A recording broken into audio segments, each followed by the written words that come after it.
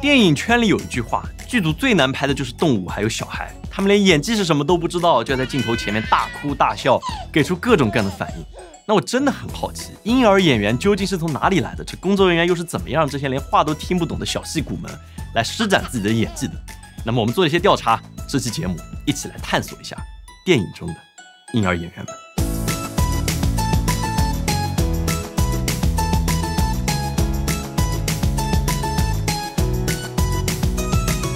婴儿指年龄在0到11个月大的儿童，剧组中的婴儿演员主要有3个来源：假婴儿、CG 婴儿，还有真人婴儿。那一般镜头不涉及婴儿面部，或者在有危险戏份的时候，剧组大多会使用假婴儿，因为他们不哭不闹不花钱，还没有安全隐患。但是缺点就在于他们实在是太容易穿帮了。比如这个片段之中，假婴儿从山上摔了几百个跟头掉下来，依然完好无损，就纯纯把观众当傻子。那 CG 婴儿大多出现在对于婴儿表现有着特殊要求的剧组，那它的优点非常明显，在于剧组可以随心所欲地让婴儿演员在任何场合摆出各种各样的表情还有动作。但缺点在于它的制作成本实在是太高了，而且稍有不慎就很容易出现恐怖谷效应。那我们应该都有听说过恐怖谷效应，对吧？这是1970年日本机器人专家森正弘提出来人类对于机器人和非人类物体感觉的假设。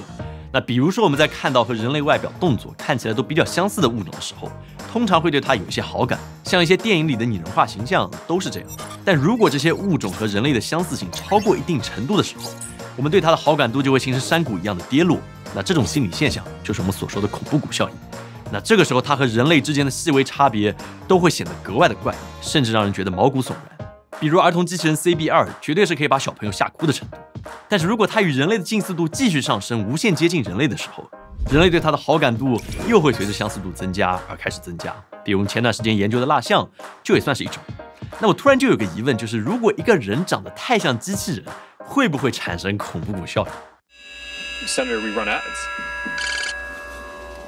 那目前主要有2种策略来规避 CG 人物的恐怖谷效应，一个是对人物特征卡通化，调整他们的五官比例，使他们不那么像真人，保持在恐怖谷左侧的曲线上。从皮克斯工作室的2部动画作品中，我们可以感受到，和西铁小兵里面的婴儿相比，超人总动员中特征卡通化的八小节明显能够获得观众们的好感。那另一类策略则是让角色无限逼近真人，跳过恐怖谷效应，达到右边的曲线。那在变相怪杰里面，工作人员为了让 CG 婴儿接近人类的样貌，真的是下足了功夫。他们拍摄了4000多张参考照片，扫描了婴儿的各个角度，覆盖了婴儿的每一寸肌肤，仔细研究婴儿的表情，细微到一个眨眼、一个张嘴所牵扯的肌肉运动，来保证角色的模样极度逼近人类。所以最终才呈现出了我们在荧幕上所看到的超能力婴儿。那当然也有一些翻车案例，《暮光之城》里面的贝拉和爱德华半人半吸血鬼体质的宝宝，有着超出常人的生长速度。那剧组为了展现出这个成熟的婴儿，决定先采用数字替身，在后期渲染的方式，呈现出婴儿丰富的面部表情。但没想到婴儿别扭的表情，要么让许多观众们因为出戏放声大笑，要么陷入恐怖谷效应，觉得婴儿十分瘆人。而在这个阴间 CG 之前，剧组还十分大胆地尝试过仿生机械娃娃，就只能说，这个还真的挺像吸血鬼和人类的小孩的。所以保险起见，大部分剧组还是会直接选择真人婴儿，他们不用担心穿帮，也不用花大价钱做特效，很多时候还会带给你意外的惊喜。那比如《宝贝计划》，超具杀伤力的迷人小宝贝马修，他就是陈木胜导演和成龙在挑选了1000多个婴儿之后，在地铁里偶然发现的。他在影片里的一举一动都紧紧牵动着观众的心，这谁看了不得说一句妈妈爱你。但最大的难度在于如何让一个连话都听不懂、不知道自己在干什么的小婴儿表现出导演需要的反应呢？那在好莱坞里面真的有这么一个神奇的职业，叫做 Baby Wonder 婴儿演员引导师，他们专门负责引导婴儿演员的表演。那在正式开拍前，引导师要做的第一件事就是获得婴儿父母的信任，让他们可以完全放心的把孩子交给自己，同时也让婴儿感受到父母对于这位引导师的信赖，这可以有效的拉近和婴儿演员的距离。那在调教演技上，如果想要让婴儿摆出可爱的表情，那引导师通常会躲在镜头后面，利用一些奇怪的声音、夸张的表情去吸引他们的注意力。毛绒玩具、发光小球、用嘴吹气，也都是逗小演员非常有用的一个办法。但如果要让这些婴儿哭，那怎么办？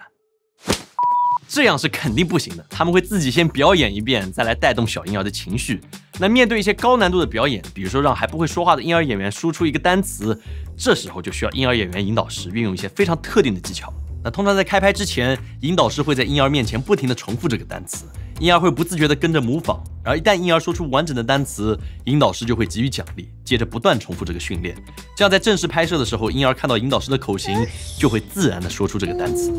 那这个方法是不是有点似曾相识？宠物演员引导师也会用到同样的方法，引导宠物做出相应动作，再给予奖励。当这样重复练习达到一定程度的时候，他们在片场就能够任引导师摆布。那这两者的本质都是通过奖励来刺激他们的大脑，从而建立条件反射。除了技巧之外，婴儿演员引导师还需要有超乎常人的耐心和精力，否则崩溃的时刻真的不在少数。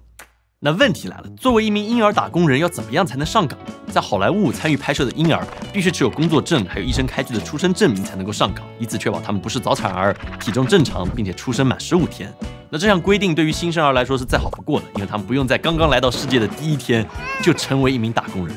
那不过对于拍分娩场景的剧组来说，那就不这么友好了，因为15天之后婴儿身上也不再有汁水等物质，那怎么办？这就需要婴儿演员做出一些牺牲，在身上抹一些黏糊糊的东西，冒充成一个刚出生的孩子。那很有意思的是，美国演员工会还规定了哪些物质是可以被涂在婴儿演员身上的。葡萄、红加仑还有樱桃果酱是允许用来模拟分娩婴儿的液体的，但是禁止使用草莓酱、覆盆子酱还有润滑油，因为它们很容易引起婴儿的过敏反应。在电影《一夜大肚》中，制作人员在艾丽森的分娩场景中就使用了葡萄果酱来模拟胎脂的效果。不过你还是有办法发现这个小演员不是新生儿的，因为大多数刚出生的婴儿一般都处于眼睛紧闭、拳头紧握的状态。像这种张着眼睛的、手掌张开、一脸淡定，很有可能就是一个假的新生儿。你以后在看电影的时候可以看一下。那拿到上岗证明的婴儿，他就会有戏演吗？那这里就得看到选角导演的意思。在好莱坞，6个月以下的婴儿一天最多可以在片场待2个小时，他们一天的总工作时长也不能超过20分钟，很有可能光打完了机位调整好了，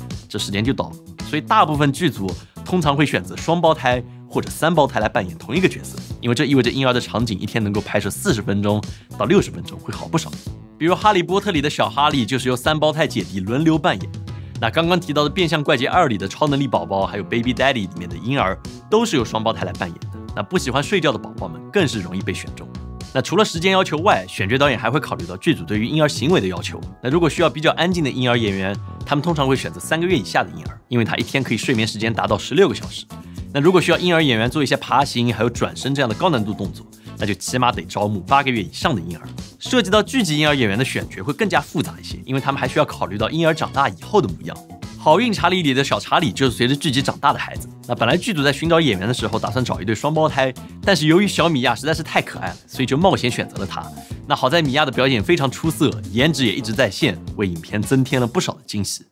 那么婴儿可以通过当演员实现财富自由吗？这肯定很多朋友都关心。在好莱坞，婴儿演员的报酬通常和背景演员是一样的，那每天是200到300美元左右。那国内目前的价格也差不多在2000到3000人民币一天，所以赚点奶粉钱这是没有任何问题的。但是想要实现财富自由，那就差远了。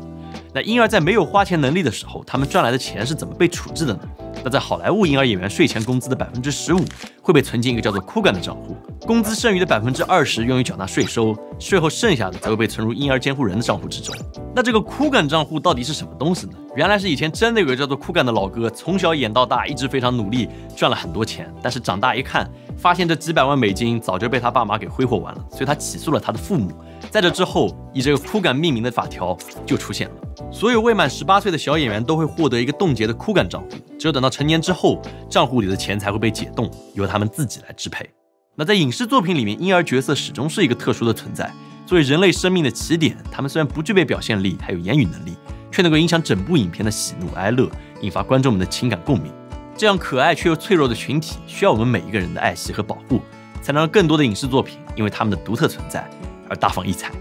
那以上就是关于婴儿演员的有趣幕后故事。如果你喜欢这个视频的话，也请务必点赞、投币、3连转发，记得和你的家人分享一下，也许他们也会想学习这类知识。那么我们